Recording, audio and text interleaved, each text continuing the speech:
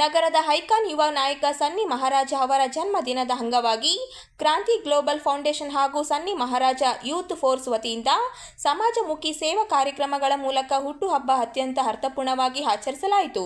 ರಾಯಚೂರಿನ ಮೆಥಡಿಸ್ಟ್ ಚರ್ಚಿನಲ್ಲಿ ಬೃಹತ್ ಉಚಿತ ಆರೋಗ್ಯ ತಪಾಸಣೆ ಮತ್ತು ವೈದ್ಯಕೀಯ ಶಿಬಿರವನ್ನು ಆಯೋಜಿಸಲಾಯಿತು. ಕಾರ್ಯಕ್ರಮಕ್ಕೆ ಸೆಂಟ್ರಲ್ ಮೆಥಡಿಸ್ಟ್ ಚರ್ಚಿನ ಪಾಸ್ಟರ್, ಕ್ರಾಂತಿ ಗ್ಲೋಬಲ್ ಫೌಂಡೇಶನ್ ಅಧ್ಯಕ್ಷ ಜೊನಾಥನ್ ಹಾಗೂ ವಿಕ್ರಮ್ ಚಾಲನೆ ನೀಡಿದರು.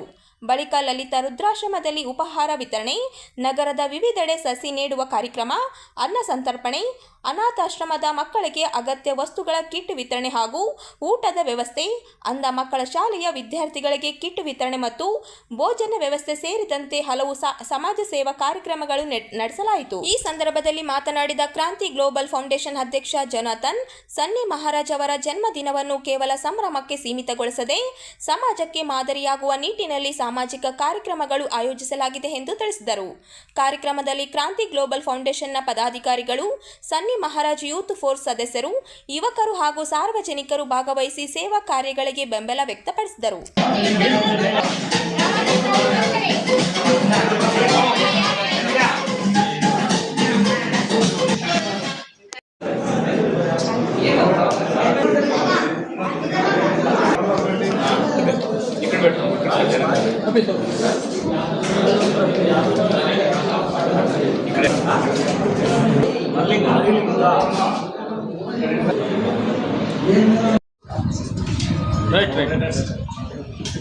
ಅನಂತರ ಸಾಮಾನ್ಯ ಚಟ್ನಿ ಸೈಡ್ಗೆ ಹಾಕಿದ್ರೆ ಪ್ಲೇಟ್ಗೆ ಚಟ್ನಿ ಚಟ್ನಿ ಸೈಡ್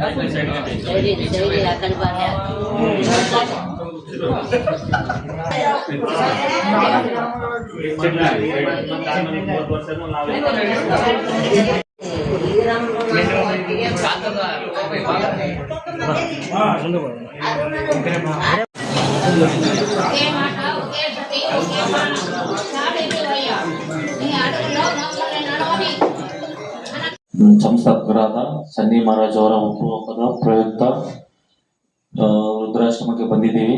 ನಿಮ್ಮೆಲ್ಲರಿಗೆ ಉಪಹಾರ ನೀಡುವ ಮುಖಾಂತರ ಈ ಹುಟ್ಟುಹಬ್ಬವನ್ನು ಇಲ್ಲಿ ಆಚರಣೆ ಮಾಡ್ಕೊಳ್ತಿದ್ದೇವೆ. ಮಾರಪ್ಪ ಸರ್ ಎಲ್ಲರೂ ಬರ್ತಾರೆ, ಕೇಕ್ ಕಟ್ ಮಾಡ್ತಾರೆ, ಉಪಹಾರ ಕೊಟ್ಟು ಹೋಗ್ತಾರೆ. ಆದ್ರೆ ನಾವು ಆ ತರ ಅಲ್ಲ. ನಮ್ಮ KGF ಟ್ರಸ್ಟ್ ವತಿಯಿಂದ ಇಲ್ಲಿ ಇರ್ತಕ್ಕಂಥ ಎಲ್ಲ ವೃದ್ಧರಿಗೆ ಯಾವುದೇ ಅನಾರೋಗ್ಯಕ್ಕೀಡಾದ್ರೆ ಪೂರ್ತಿ ವೆಚ್ಚ, ವೈದ್ಯಕೀಯ ವೆಚ್ಚವನ್ನು ನಮ್ಮ KGF ಟ್ರಸ್ಟ್ ಇಂದ, ನಮ್ಮ ಸಂಸ್ಥಾಪಕರ ಸನ್ನಿ ಮಹಾರಾಜ್ ಕಡೆಯಿಂದ ನಾವು ನೋಡ್ಕೊಳ್ತೇವೆ ಅಂತ ನಮ್ಗೆ ಭರವಸೆ ನೀಡ್ತಿದ್ದೇವೆ. ಇಷ್ಟು ಹೇಳಿ ನಮ್ಮ KGF ಕ್ರಾಂತಿ ಗ್ಲೋಬಲ್ ಫೌಂಡೇಶನ್ ಚೇರ್ಮನ್ ಆಗಿರುವಂತಹ ಜೊನಾಥನ್ ಅವರು ಹೇಳಿರುವ ಹಾಗೆ ಇವತ್ತು ಸನ್ನಿ ಮಹಾರಾಜ್ ಅವರ ಹುಟ್ಟುಹಬ್ಬದ ಪ್ರಯುಕ್ತ ಈ ಒಂದು ಲಲಿತಾ ವೃದ್ಧರ ಆಶ್ರಮಕ್ಕೆ ನಾವೆಲ್ಲರೂ ಬಂದು ಅವರಿಗೆ ಉಪಹಾರವನ್ನು ನೀಡುವುದರ ಮೂಲಕ ಅರ್ಥಭರಿತವಾಗಿ ಈ ಒಂದು ಹುಟ್ಟುಹಬ್ಬವನ್ನು ನಾವು ಆಚರಣೆ ಮಾಡ್ತಾ ಇದ್ದೇವೆ. ಸೊ ನಿನ್ನೆಯಿಂದ ನಾವು ಹಲವಾರು ಕಾರ್ಯಕ್ರಮಗಳನ್ನು ಹಮ್ಮಿಕೊಂಡು, ಸ್ಕೂಲ್ ಬ್ಯಾಗ್ಗಳಾಗ್ಲಿ, ನೋಟ್ಬುಕ್ಸ್ಗಳಾಗ್ಲಿ, ಅದಾದ್ಮೇಲೆ ರಾಯಚೂರಲ್ಲಿ ನಿನ್ನೆ ರಕ್ತದಾನ ಶಿಬಿರವನ್ನು ಮಾಡಿ ಸುಮಾರು 92 ಡೋನರ್ಸ್ಗಳನ್ನ ನಾವು ಕೊಟ್ಟಿದ್ದೇವೆ ರಿಮ್ಸ್ಗೆ. ಸೊ ನಮ್ಗೆ ತುಂಬಾ ಖುಷಿ ಆಗ್ತದೆ. ಈ ಕ್ರಾಂತಿ ಗ್ಲೋಬಲ್ ಫೌಂಡೇಶನ್ ಕಡೆಯಿಂದ ಮೊದಲನೇದಾಗಿ ನಾವು ಮಾಡಿರುವಂತಹ ಒಂದು ಕಾರ್ಯಕ್ರಮ. ಸೊ ಇದೇ ರೀತಿಯಾಗಿ ಇನ್ನೂ ಹೆಚ್ಚಾದ ಕಾರ್ಯಕ್ರಮಗಳನ್ನ ನಾವು ಈ ಕ್ರಾಂತಿ ಗ್ಲೋಬಲ್ ಫೌಂಡೇಶನ್ ಕಡೆಯಿಂದ ನಾವು ಹಮ್ಮಿಕೊಳ್ಳಲಾಗುತ್ತೆ. ನಮ್ಮ ಚೇರ್ಮನ್ ಸಾಹೇಬರು ಹೇಳಿರೋ ಪ್ರಕಾರ ಯಾರಿಗೆ ಆಗ್ಲಿ ತೊಂದರೆ ಆಗ್ಲಿ ಕಷ್ಟ ಆಗ್ಲಿ ನಾವು ಮುಂದೆ ಇದ್ದು ಕೆಲಸ ಮಾಡ್ತೇವೆ ಅನ್ನೋ ಅದನ್ನ ಭರವಸೆ ಕೊಡ್ತೇವೆ. ಇವತ್ತು ಕೂಡ ಹಲವಾರು ಜಾಗದಲ್ಲಿ ಕನಕದಾಸ ಮಕ್ಕಳ ಆಶ್ರಮದಲ್ಲಿನೂ ಅವರಿಗೆ ಉಪಹಾರ ವ್ಯವಸ್ಥೆ ಇದೆ. ಆಮೇಲೆ ಮೆಡಿಕಲ್ ಅಂಡ್ ಹೆಲ್ತ್ ಕ್ಯಾಂಪಿಂಗ್ ಮಾಡ್ತಾ ಇದ್ದೇವೆ. ಸುಮಾರು 500 ಸಸಿಗಳನ್ನು ನೀಡೋದ್ರ ಮೂಲಕ ನಮ್ಮ ರಾಯಚೂರನ್ನ ಹಸಿರುವಾಗಿ ನಾವು ಮಾಡಬೇಕನ್ನೋದು ನಮ್ಮ ಉದ್ದೇಶ. ಸೊ ಕೆಲವೊಂದು ಕಾರ್ಯಕ್ರಮಗಳನ್ನು ನಾವು ಹಮ್ಮಿಕೊಂಡಿದ್ದೇವೆ. ಆದಷ್ಟು ಬೇಗ ನಾವು ಇಲ್ಲಿಂದ ಮತ್ತೆ ಹೊರಡಬೇಕು. ಸೊ ಎಲ್ಲರಿಗೂ ಕೂಡ ಮತ್ತೊಂದು ಸತಿ ನೀವೆಲ್ಲರೂ ಸನ್ನಿ ಮಹಾರಾಜ್ ಅವರಿಗೆ ಹುಟ್ಟುಹಬ್ಬದ ಒಂದು ಶುಭಾಶಯಗಳನ್ನು ನಾವು ಹೇಳುತ್ತಾ ನಿಮ್ಮ ಹುಟ್ಟುಹಬ್ಬವನ್ನು ಆಚರಿಸುತ್ತಿದ್ದೇವೆ. ಇಂಥೊಂದು ಕಾರ್ಯಕ್ರಮಗಳು ನಿನ್ನೆಯಿಂದ ಜರುಗ್ತಾ ಇದ್ದಾವೆ. ಇಲ್ಲಿ ಒಂದು ನಡೀತಕ್ಕಂಥ ಕಾರ್ಯಕ್ರಮ 8ನೇ ಕಾರ್ಯಕ್ರಮ. ಇಂಥೊಂದು ಸೇವೆಗಳು ನಮ್ಮೊಂದು ರಾಯಚೂರು ಜನಕ್ಕೆ ಬೇಕಾಗಿದೆ. ಕೆಲಸ ಕಾರ್ಯಗಳು ಇತ್ತೀಚಿನಲ್ಲಿ ಅನೇಕ ಯವನಸ್ಥ ಮಕ್ಕಳು ಬೇರೆ ಬೇರೆ ದಾರಿಯಲ್ಲಿ ಹೋಗ್ತಿರುವಾಗ ಒಂದು ಮಾದರಿಯಾಗಿ ಜೀವಿಸಲಿಕ್ಕೆ ಮಾದರಿಯಾಗಿ ಒಂದು ಕಾರ್ಯಕ್ರಮವನ್ನು ಅಣ್ಣನವರ ನೇತೃತ್ವದಲ್ಲಿ ನಾವೆಲ್ಲ ಆಯೋಜಿಸಿದ್ದೇವೆ. ಅದಕ್ಕಾಗಿ ಈ ದಿನದಲ್ಲಿ ಒಂದು ಕನಕದಾಸರ ಆಶ್ರಮದಲ್ಲಿ ಮಕ್ಕಳ ಮಧ್ಯಾಹ್ನ ಊಟಕ್ಕಾಗಿ ಅನ್ನೋ ಒಂದು ಸಲಹೆಯಿಂದ ಕಾರ್ಯಕ್ರಮ ನಾವು ಮಾಡ್ತಾ ಇದ್ದೇವೆ. ಊಟದ ಅಂಗವಾಗಿ ಇದರಲ್ಲಿ ನಾವು ಕೇಕ್ ಕಟ್ಟುವ ಮೂಲಕ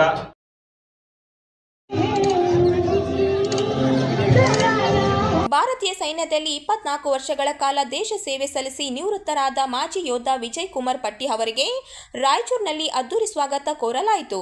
ಮಾಜಿ ಸೈನಿಕರ ಸಂಘದ ನೇತೃತ್ವದಲ್ಲಿ ನಡೆದ ಭವ್ಯ ಮೆರವಣಿಗೆಯಲ್ಲಿ 106 ಯುವಕರು ಹಾಗೂ ವಿವಿಧ ಸಂಘಟನೆಗಳ ಮುಖಂಡರು ಭಾಗಿಯಾಗಿ ಗೌರವ ಸಲ್ಲಿಸಿದರು. ತಾಯ್ನಾಡಿಗೆ ಆಗಮಿಸಿದ ಮಾಜಿ ಸೈನಿಕ ವಿಜಯ್ ಕುಮಾರ್ ಪಟ್ಟಿ ಅವರನ್ನು ರಾಯಚೂರು ನಗರದಲ್ಲಿ ಅದ್ದೂರಿಯಾಗಿ ಬರಮಾಡಿಕೊಳ್ಳಲಾಯಿತು. ಅಂಬೇಡ್ಕರ್ ವೃತ್ತದಲ್ಲಿ ಡಾಕ್ಟರ್ BR ಅಂಬೇಡ್ಕರ್ ಅವರ ಪ್ರತಿಮೆಗೆ ಮಾಲಾರ್ಪಣೆ ಸಲ್ಲಿಸುವ ಮೂಲಕ ಕಾರ್ಯಕ್ರಮಕ್ಕೆ ಚಾಲನೆ ನೀಡಲಾಯಿತು. ಬಳಿಕ ಮಾಜಿ ಸೈನಿಕರ ಸಂಘದ ವತಿಯಿಂದ ವಿಜಯ್ ಕುಮಾರ್ ಪಟ್ಟಿ ಅವರನ್ನು ಸನ್ಮಾನಿಸಿ ಗೌರವಿಸಲಾಯಿತು. ಸಂವಿಧಾನದ ಪೀಠಿಕೆಯನ್ನು ಸಾಮೂಹಿಕವಾಗಿ ಬೋಧಿಸಿ ಸಂವಿಧಾನದ ಮೌಲ್ಯಗಳನ್ನು ಪಾಲಿಸುವ ಪ್ರತಿಜ್ಞೆಯನ್ನು ಸ್ವೀಕರಿಸಲಾಯಿತು. ನಂತರ ಅಂಬೇಡ್ಕರ್ ವೃತ್ತದಿಂದ ಆರಂಭವಾದ ಭವ್ಯ ಮೆರವಣಿಗೆ ನಗರದ ಪ್ರಮುಖ ರಸ್ತೆಗಳಲ್ಲಿ ಸಂಚರಿಸಿ ರಾಯಲ್ ಪೋರ್ಟ್ ಹೋಟೆಲ್ವರೆಗೆ ಸಾಗಿತು. ಮೆರವಣಿಗೆಯುದ್ದಕ್ಕೂ ಪಟಾಕಿ ಸಿಡಿಸಿ ಸಂಭ್ರಮಿಸಲಾಯಿತು. ಬೈಕ್ ರ್ಯಾಲಿಯಲ್ಲಿ ಭಾಗವಹಿಸಿದ ಯುವಕರು ದೇಶಭಕ್ತಿ ಘೋಷಣೆಗಳನ್ನು ಮೊಳಗಿಸಿ ಮಾಜಿ ಯೋಧರಿಗೆ ಅಭಿನಂದನೆ ಸಲ್ಲಿಸಿದರು. ಈ ವೇಳೆ ಮಾತನಾಡಿದ ವಿಜಯ್ ಕುಮಾರ್ ಪಟ್ಟಿ, ಭಾರತೀಯ ಸೈನ್ಯದಲ್ಲಿ ಸೇವೆ ಸಲ್ಲಿಸುವುದು ಪ್ರತಿಯೊಬ್ಬ ಯುವಕರ ಹೆಮ್ಮೆಯ ಗುರಿಯಾಗಬೇಕು. ಸೈನಿಕ ಸೇವೆ ಕೇವಲ ಉದ್ಯೋಗವಲ್ಲ, ಅದು ದೇಶದ ಕರ್ತವ್ಯ. I joined in the Armed Forces Electronics and Mechanical Engineer Regiment. After completion of my 6 months hardly basic military training and 1.5 year technical training, after completion of a hard work training, I joined my first posting to Jammu and Kashmir, presented 9 Para Special Forces Battalion in Udhampur. Udhampur is our Northern Command headquarters. There we have done so many operations and we have achieved and we have killed so many terrorists. After that completion of 3 years my tenure there, उसके बाद मैं मेरी physical activities, मेरी काबिलियत को देख के मेरे को NSG पोस्टिंग दिया गया. NSG कोई मामूली पोस्टिंग नहीं है, एक एलाइट फोर्स है. नेशनल सिक्योरिटी गार्ड बोला जाता है, जो देश में 13 लाख आर्मी के बीच में सिर्फ 5,000 आदमी ही उसमें ज्वाइन हो सकता है, जिसके दम पे जो 2 महीने का ट्रेनिंग होता है, बहुत ही हार्ड फिजिकल ट्रेनिंग होता है. वो 2 महीना ट्रेनिंग कंप्लीट होने के बाद ही वहाँ पोस्टिंग हो जाता है. अच्छे आदमी को मौका नहीं मिलता है. ऐसा उस समय मैं अपना ट्रेनिंग कंप्लीट करके मैं फिट होके 4.5 साल 4.5 years मैं नेशनल सिक्योरिटी गार्ड का कमांडो रह चुका हूँ. उसके बीच में 26/11 ऑपरेशन टोरंटो मुंबई अटैक, आप लोगों को पता होगा 26/11, उसमें हम लोगों का पार्टिसिपेशन था और मेरे पास NSG का सर्टिफिकेट भी है. मैं आपको बाद में आपको शेयर कर दूंगा.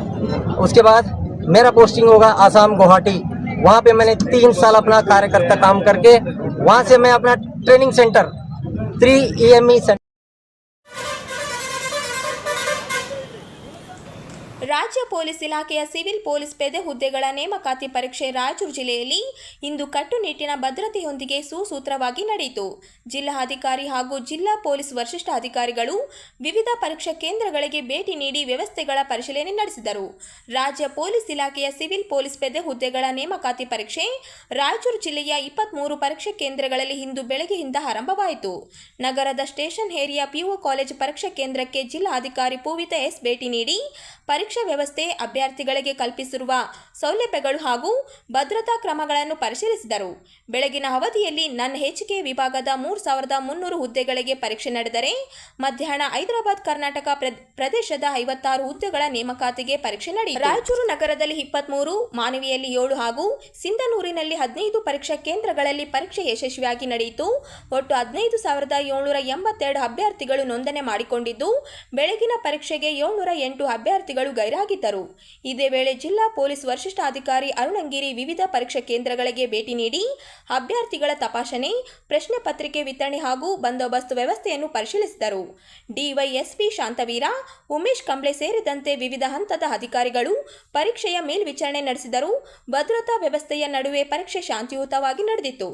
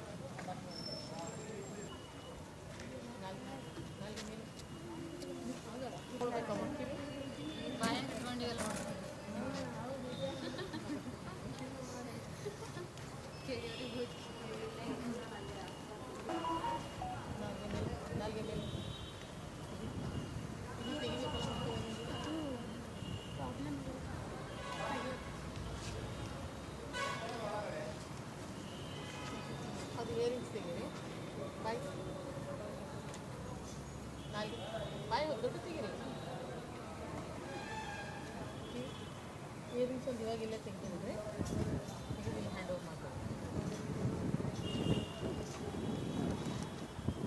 ದೊಡ್ಡ ತೆಗೀರಿ. ನಾನೇನು ಮಾಡೋಂಗಿಲ್ಲ. ನಾಲ್ಗೆ ಬಾಯೆಲ್ಲ ವೈಡ್ ಅಂತಿದ್ದೀನಿ. ನಾಲ್ಗೆ ಕೆಳಗೆ ಮುಖ ಕೆಳಗೆ ಮಾಡಿರಿ. ನಾಲ್ಗೆ ಎತ್ತಿರಿ. ನಾಲ್ಗೆ ಎತ್ತಿರಿ ಮೇಲೆ ಕಿವಿ ಹೊರಗೆ ಬಂದು ಮೇಲೆ ಮಾಡಿ ನಾಲ್ಗೆ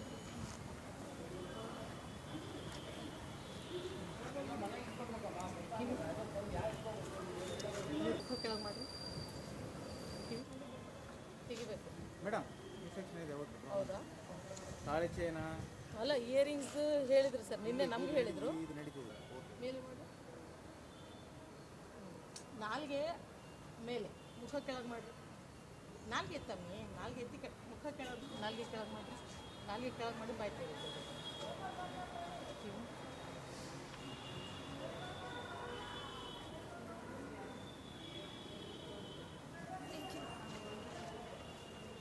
ಬಾಯಿ ದೊಡ್ಡ ತೆಗಿ. ಬಾಯಿ ದೊಡ್ಡ ತೆಗೀರಿ. ನಾಲ್ಗೆ ಮೇಲೆ ಮಾಡಿ.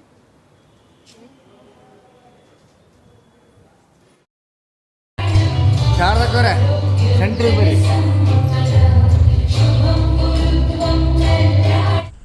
ರಾಷ್ಟ್ರವನ್ನು ಮಾದಕ ವಸ್ತು ಮುಕ್ತವಾಗಿಸುವ ಉದ್ದೇಶದಿಂದ ರಾಯಚೂರಿನಲ್ಲಿ ಮಾದಕ ವಸ್ತು ಮುಕ್ತ ಪ್ರತಿಜ್ಞೆ ಮಹಾ ಅಭಿಯಾನಕ್ಕೆ ಚಾಲನೆ ನೀಡಲಾಯಿತು. ವಿವಿಧ ಇಲಾಖೆಗಳ ಅಧಿಕಾರಿಗಳು, ವೈದ್ಯರು, ಶಿಕ್ಷಣ ತಜ್ಞರು ಹಾಗೂ ಸಾರ್ವಜನಿಕರು ಅಭಿಯಾನದಲ್ಲಿ ಪಾಲ್ಗೊಂಡು ಮಾದಕ ವಸ್ತು ಮುಕ್ತ ಜೀವನದ ಸಂಕಲ್ಪ ಮಾಡಿದರು. ನಗರದಲ್ಲಿ ನಡೆದ ಕಾರ್ಯಕ್ರಮವನ್ನು ಜಿಲ್ಲಾ ಆರೋಗ್ಯ ಅಧಿಕಾರಿ ಡಾಕ್ಟರ್ ನಂದಿತಾ ಉದ್ಘಾಟಿಸಿದರು. ಈ ವೇಳೆ ಮಾತನಾಡಿದ ಡಿಎಚ್ಒ ಡಾಕ್ಟರ್ ನಂದಿತಾ, ಮಾದಕ ವಸ್ತು ವ್ಯಸನ ತಡೆಗೆ ಕೇವಲ ಕಾನೂನು ಜಾರಿ ಸಾಕಾಗುವುದಿಲ್ಲ, ಕುಟುಂಬ, ಶಿಕ್ಷಣ ಸಂಸ್ಥೆಗಳು ಮತ್ತು ಸಮಾಜ ಒಗ್ಗಟ್ಟಿನಿಂದ ಜಾಗೃತಿ ಮೂಡಿಸುವುದಾಗಿ ಮಾತ್ರ ಆರೋಗ್ಯಕರ ಹಾಗೂ ವ್ಯಸನ ಮುಕ್ತ ಸಮಾಜ ನಿರ್ಮಾಣ ಸಾಧ್ಯ ಎಂದು ತಿಳಿಸಿದರು. ಬ್ರಹ್ಮ ಕುಮಾರೀಸ್ ಸಂಸ್ಥೆಯ ಪ್ರತಿನಿಧಿಗಳು, ಭಾರತ ಸರ್ಕಾರದ ವಿವಿಧ ಸಚಿವಾಲಯಗಳ ಸಹಯೋಗದಲ್ಲಿ ದೇಶಾದ್ಯಂತ ಈಗಾಗಲೇ 30,000ಕ್ಕೂ ಹೆಚ್ಚು ಜಾಗೃತಿ ಕಾರ್ಯಕ್ರಮಗಳು, 4 ಕೋಟಿಗೂ ಅಧಿಕ ಜನರಿಗೆ ಜಾಗೃತಿ ಸಂದೇಶ ಹಾಗೂ 3 ಕೋಟಿಗೂ ಹೆಚ್ಚು ನಾಗರಿಕರಿಂದ ಮಾದಕ ವಸ್ತು ಮುಕ್ತ ಪ್ರತಿಜ್ಞೆ ಸ್ವೀಕರಿಸಲಾಗಿದೆ ಎಂದು ಮಾಹಿತಿ ನೀಡಿದರು.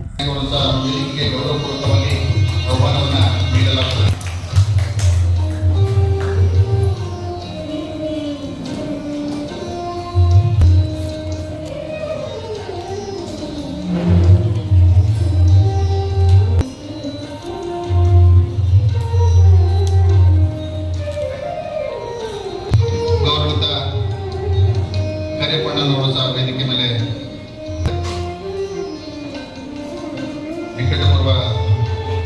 ತುಂಬಾ ಧನ್ಯವಾದಗಳನ್ನು ಹೇಳ್ತಾ ಇದ್ದೇನೆ. ಸೊ ಇದು ನಶಾಮುಕ್ತ ಕಾರ್ಯಕ್ರಮ ಏನಿದೆ, this is a very good platform. ಯಾಕೆಂದ್ರೆ ತುಂಬಾ ಜನ ಇಲ್ಲಿ ಬರ್ತಾರೆ. ಸೊ ಅವರಿಗೆ ಮೆಂಟಲಿ, ಫಿಸಿಕಲಿ ಒಂದು ಪೀಸ್ ಸಿಗುತ್ತೆ ಇಲ್ಲಿ ಬಂದ್ರೆ. ಸೊ ಇದರಲ್ಲಿ ಅಕ್ಕನವ್ರು ಹೇಳಿದಂಗೆ ನಾವು ನಶಾ ಮಾಡ್ತಿದೀವ ಇಲ್ಲ ಅದು ಮುಖ್ಯ ಅಲ್ಲ. ಯಾರು ಮಾಡ್ತಾ ಇದ್ದಾರೆ ಅವ್ರ ಹತ್ರ ನಾವು ಮಾತಾಡ್ಬೇಕು. ಇಲ್ಲಿ ಪ್ರಾಬ್ಲಮ್ ಯಾಕೆ ಬರ್ತಾ ಇದೆ, ಇತ್ತೀಚೆಗೆ ಯಾರು ಒಬ್ರಿಗೊಬ್ರು ಮಾತಾಡ್ತಾ ಇಲ್ಲ. ನಾವು ಮನೆಯಲ್ಲಿದ್ರು ಹೆಂಡತಿ ಒಂದು ಮೊಬೈಲು, ಗಂಡ ಒಂದು ಮೊಬೈಲು, ಮಕ್ಕಳು ಒಂದು ಮೊಬೈಲಲ್ಲಿ ಇರ್ತಾರೆ. ಸೊ ಎಲ್ಲರೂ ಡಿಜಿಟಲ್ ವರ್ಲ್ಡ್ ಅಲ್ಲಿ ತುಂಬಾ ನಾವು ವಿಲೀನವಾಗಿದ್ದೀವಿ. ಸೊ ಹಾಗಾಗಿ ಯಾರಿಗೂ ಒಬ್ರಿಗೊಬ್ರಿಗೂ ಮಾತಾಡ್ತಾ ಇಲ್ಲ. ಸೊ ನಾವು ನಮ್ಮಲ್ಲಿ ಇರುವಂತ ಒಂದು ಮೆಂಟಲ್ ಸ್ಟ್ರೆಸ್ ಅನ್ನ ಯಾವ ತರ ಹೊರಗಡೆ ತರ್ತೇವೆ. ಸೊ ಆ ಸ್ಟ್ರೆಸ್ ಹೋಗ್ಲಿಕ್ಕೆ ಏನಾಗುತ್ತೆ, ಯುವ ಜನರು ಇತ್ತೀಚೆಗೆ ಯಾವುದೋ ಒಂದು ಅವ್ರ ಸ್ಟಡೀಸ್ ಅಲ್ಲಿ ಅವ್ರ ಏಜ್ ಅನುಗುಣವಾಗಿ ಅವ್ರವ್ರ ತಕ್ಕಂತ ಒಂದು ಸ್ಟ್ರೆಸ್ ಇರುತ್ತೆ. ಆ ಮಕ್ಕಳಿಗಾಗ್ಲಿ, ಯುವಕರಲ್ಲಾಗ್ಲಿ, ಅಥವಾ ವರ್ಕ್ ರಿಲೇಟೆಡ್ ಸ್ಟ್ರೆಸ್ ಇರುತ್ತೆ. ಆಮೇಲೆ ಏಜ್ ಆದ್ಮೇಲೆ ಹೆಲ್ತ್ ರಿಲೇಟೆಡ್ ಸ್ಟ್ರೆಸ್ ಇರುತ್ತೆ. ಸೊ ಪ್ರತಿಯೊಬ್ಬರಿಗೂ ಅವರ ವಯಸ್ಸಿನ ಅನುಗುಣವಾಗಿ ಆ ಒಂದು ಟೈಮಲ್ಲಿ ಒಂದು ಸ್ಟ್ರೆಸ್ ಇರುತ್ತೆ. ಬಟ್ ಆ ಸ್ಟ್ರೆಸ್ ಹೋಗ್ಲಿಕ್ಕೆ ಯಾರಾದ್ರೂ ಒಬ್ರು ಮಾತಾಡ್ಬೇಕು. ಆ ಮಾತಾಡಿದ್ರೆ ಮಾತ್ರ ಆ ಸ್ಟ್ರೆಸ್ ಇಂದ ನಾವು ಹೊರಗಡೆ ಬರ್ಲಿಕ್ಕಾಗತ್ತೆ. ಇಲ್ಲ ಅಂದ್ರೆ ಈ ತರ ನಾವು ಒಂದು ಬೇರೆ ಬೇರೆ ನಶೆಗಳಿಗೆ ನಮಗೆ ಒಂದು ರೂಢಿ ಆಗುತ್ತೆ. ಯುವಕರಲ್ಲಿ ಎಸ್ಪೆಷಲಿ ಈಗ ಏನಾಗಿದೆ, ಶಾಲೆಗಳಲ್ಲಿ ನಾವು ಬಹಳಷ್ಟು ಕಡೆ ನೋಡಿದ್ವಿ, ಚಾಕ್ಲೇಟ್ ಅಲ್ಲಿ ಗಾಂಜಾ ಮಿಕ್ಸ್ ಮಾಡಿ ಕೊಡ್ತಾರೆ. ಸೊ ಇಲ್ಲೆಲ್ಲ ನಮ್ಗೆ ಏನಾಗಿದೆ, ಹೊರಗಡೆ ಮನೆಯಲ್ಲಿ ತುಂಬಾ ತಂಬಾಕುಗಳನ್ನ ಬಿಡ್ತಾರೆ. ಸೊ ಅದೆಲ್ಲ ಏನಾಗುತ್ತೆ, ಗಾಂಜಾ, ತಂಬಾಕು ಎಲ್ಲ ಚಾಕ್ಲೇಟ್ಗಳಲ್ಲಿ ಮಿಕ್ಸ್ ಮಾಡಿ ಕೊಡ್ತಾರೆ. ಸೊ ಈ ಅಡೋಲೆಸೆಂಟ್ ಏಜ್, ಯೂತ್ ಏಜ್ ಹೆಂಗಿರುತ್ತೆ ಅಂದ್ರೆ ತುಂಬಾ ಚಂಚಲ.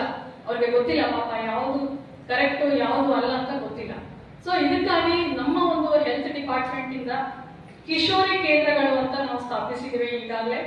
ದೇವದುರ್ಗ ತಾಲೂಕದಲ್ಲಿ 4, ಸಿರ್ವಾರಲ್ಲಿ 1, ರಾಯಚೂರು ಇದೇ ರಂಗಮಂದಿರ ಹತ್ರ ಇರುವಂತ ಗವರ್ಮೆಂಟ್ ಗರ್ಲ್ಸ್ ಕಾಲೇಜ್ ಅಲ್ಲಿ 1. ಸೊ ಕಿಶೋರಿ ಕೇಂದ್ರ ಅನ್ನೋದು it is a hub for adolescent care.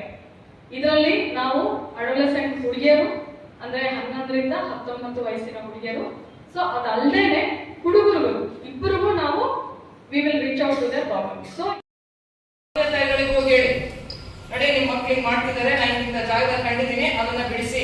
ಅವ್ರ ಮಕ್ಕಳು ಹಾಳಾಗ್ತಾರೆ, ನಮಗೇನಾಗ್ಬೇಕು ಅಲ್ಲ. ಅವರಿಗೆ ಮನೆ ಮಕ್ಕಳು, ನಮಗೆ ದೇಶದ ಪ್ರಜೆ. ದೇಶವನ್ನ ಉಳಿಸ್ಬೇಕಾದ್ರೆ ಪ್ರತಿಯೊಬ್ಬ ನಾಗರಿಕರು ದೇಶದ ಸಿಪಾಯಿ ಆದಾಗ ಮಾತ್ರ ಸಾಧ್ಯ. ನಶೆ ಎನ್ನುವುದು ಬರೀ ವ್ಯಕ್ತಿಯನ್ನ ಹಾಳು ಮಾಡ್ತದೆ ಅಂತ ಅನ್ಕೊಳ್ಬೇಡಿ, ಇಡೀ ಕುಟುಂಬ ಬಡತನಕ್ಕೆ ಹೋಗ್ತದೆ. ನಶೆ ಎನ್ನುವುದು ಇಡೀ ರಾಷ್ಟ್ರವನ್ನ ಹಾಳು ಮಾಡ್ತದೆ. ಸಮಾಜದಲ್ಲಿ ಅದು ಬಹಳ ಅನಿಷ್ಟ ಪಿಡುಗಾಗಿ ಕಾಡ್ತದೆ.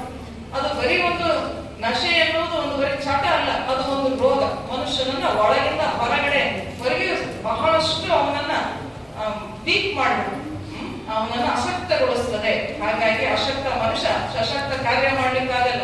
ನಮ್ಮ ಭಾರತವನ್ನ, ನಾಳೆಯ ನಮ್ಮ ಭಾರತವನ್ನ ಚೆನ್ನಾಗಿ ಮಾಡ್ಬೇಕಂದ್ರೆ ಇಂದು ನಾವು ಪರಿಶ್ರಮಿಸಲೇಬೇಕು. ಹಾಗಾಗಿ ಮೋದಿಜಿಯವರು ಸಹಿತ ಅದನ್ನ ಹೇಳಿದರೆ ನಾವು ಸಹಿತ ಅವಶ್ಯಕವಾಗಿ ಪ್ರಯತ್ನ ಪಡೋಣ ಅಂತ ಹೇಳ್ತಾ ಈ ಕಾರ್ಯಕ್ರಮವನ್ನ ವೇದಿಕೆಗೆ ಅತಿಥಿಗಳನ್ನ ಕರೆಯೋದ್ರ ಮುಖಾಂತರ ಕಾರ್ಯಕ್ರಮ